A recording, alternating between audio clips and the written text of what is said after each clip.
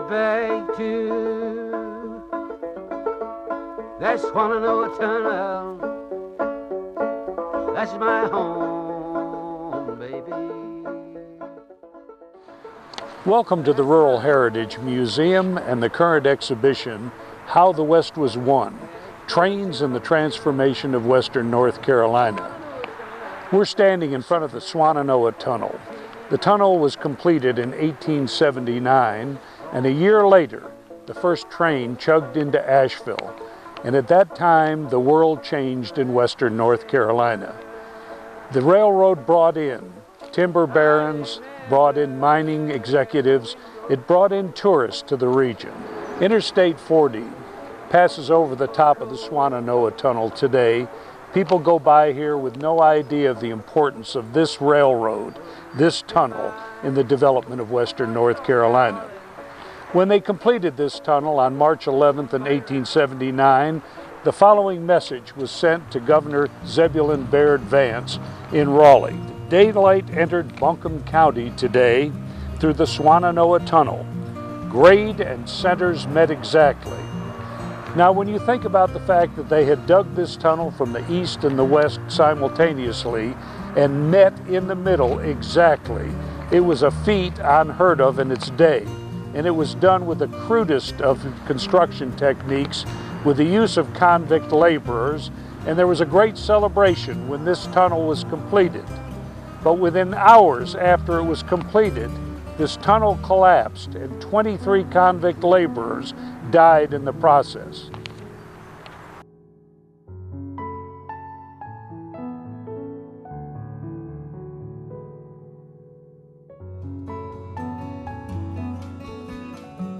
As we see the train going down the mountain through Swananoa Tunnel, it's heading down the nearly 9 miles of loops to go 3.1 miles as the crow flies down the Old Fort grade.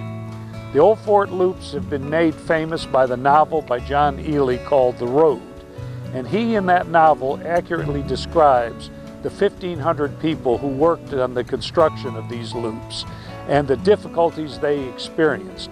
The fact that 125 lives were lost in the construction of this, and the construction of the tunnel behind me, the Swananoa Tunnel, not only cost the lives of 23 of the convict laborers who, when it collapsed in 1879, but we estimate there were another 100 convict laborers who died in the construction of just these 9 miles of loops. We're standing by the Andrews Geyser at the foot of the Old Fort Mountain loops. Actually, we're standing just inside the loops themselves, and we're going to see a train as it loops around us. Built between 1877 and 1879.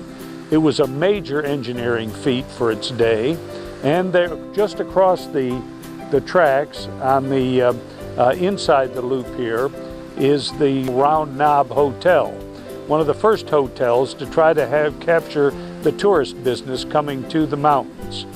But Andrews Geyser was named after Alexander Boyd Andrews, one of the vice presidents of Southern Railway. One of the 3 construction techniques that were used to get up the Blue Ridge Escarpment was to build these loops. Again, 9 miles of loops to go 3.1 miles as the crow flies, and 2,770 degrees of curvature on these tracks going up the mountain. That's the equivalent of over 8 circles you've completed between the bottom of the grade and the top of the grade in the Swananoa Tunnel. There are no foothills here, so they needed to get up and over the mountains with as efficient and the safest way possible. We're standing at the top of Saluda Grade, the steepest standard gauge mainline grade in the United States.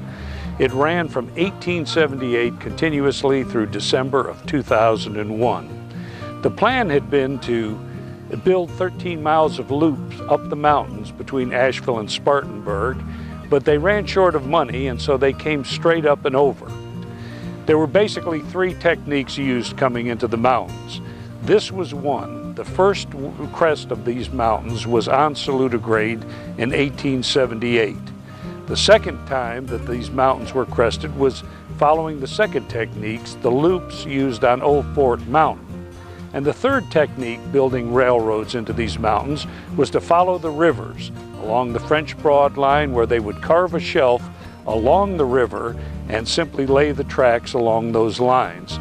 They did this not only on the French Broad line, they did it on the Murphy line, following the Tuckasegee River and the Nantahala River, again carving a shelf into the mountains.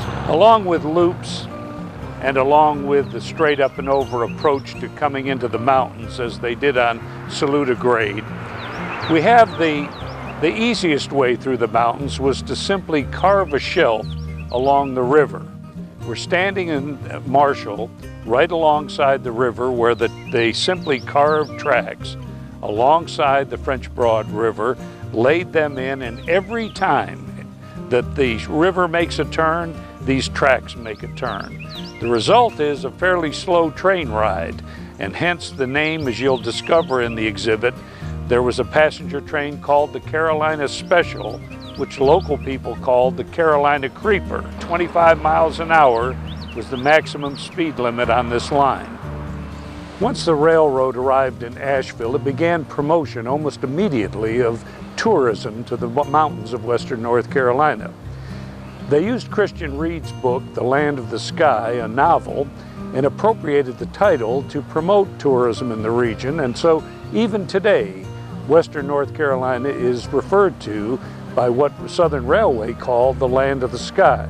And in Asheville itself, the number of boarding houses that went up to attract middle-class travelers to the mountains just burgeoned as well. By the turn of the 20th century, there were over 100 boarding houses, similar to the old Kentucky home run by Thomas Wolfe's mother, Julia Wolfe. And if you read the novel, Look Homeward Angel, you can experience what life was like circa 1916 in one of these boarding houses where people from Charleston, the Piedmont of North Carolina and South Carolina, came to these mountains to experience cool mountain breezes in the hot summer months. Once the mainline railroads arrived in western North Carolina in the 1880s and 1890s, they were aware of the virgin timber stands, and they began buying up massive tracts, along with land for mining purposes as well. But what they needed were locomotives that could be used on the mountainsides to bring down the large timber. And what they had were Climax locomotives, Heislers, Shays, and this is an example from the Cradle of Forestry in western North Carolina, just off the Blue Ridge Parkway, which you might want to visit as well. But in order to get to the timber and in order to get to the mines, they needed locomotives that could make tight turns, light rail, narrow gauge, and unlike standard gauge, this is 3-foot gauge track. And locomotives that basically were light and could be laid down, as many of these tracks were, right over logs without ties. So the Climax locomotives was used extensively in the Great Smoky Mountains to literally take the forest down. And they denuded mountainsides with tracks such as this, and when they were through, believe it or not, they could simply take up the tracks behind them, lay them down in the next cove, and move this engine over to the next area to be cut. But billions of board feet of timber moved out of these mountains because of these engines, which were able to be used in the back country, which today, if you went into, you would not believe that they could get in there, but they did, and they denuded the mountains in the process. One of the things we'd like you to learn about today is railroad slanguage. That's what we call terms used in railroading. And for example, we're in a caboose, which was on a Southern Railway train at one time, and they called these crummies. One of the reasons may be something about the conditions of these cabs, which they were also known as, but we want you to know what a caboose is, because today you will not see cabooses on trains anymore, because the crew members, the conductor, the flagman, the brakeman, who used to ride here and monitor the train as it was moving, has been replaced by trackside devices that monitor that same movement and radio their findings to the engineer. But this is where the crews used to operate from, And again, this is a very clean caboose compared to the way they looked in the days they were operational. We hope you enjoy your visit today at the Rural Heritage Museum and learn a great deal about how railroads impacted the mountains of western North Carolina. So let's get started. All aboard!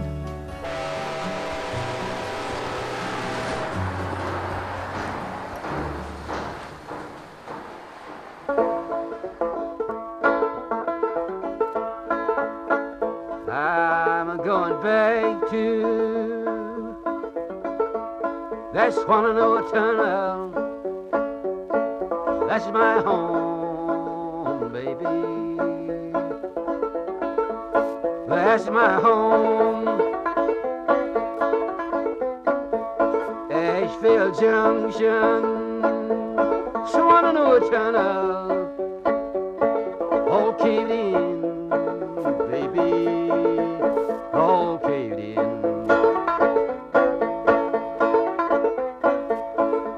Last December, I remember the wind blow cold, baby. The wind blow cold.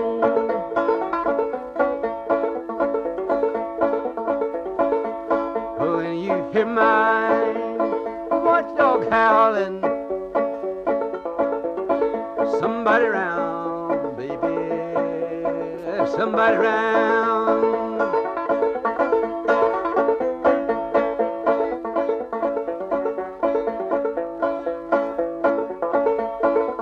When you hear that hoot owl squalling, somebody died, baby, somebody died.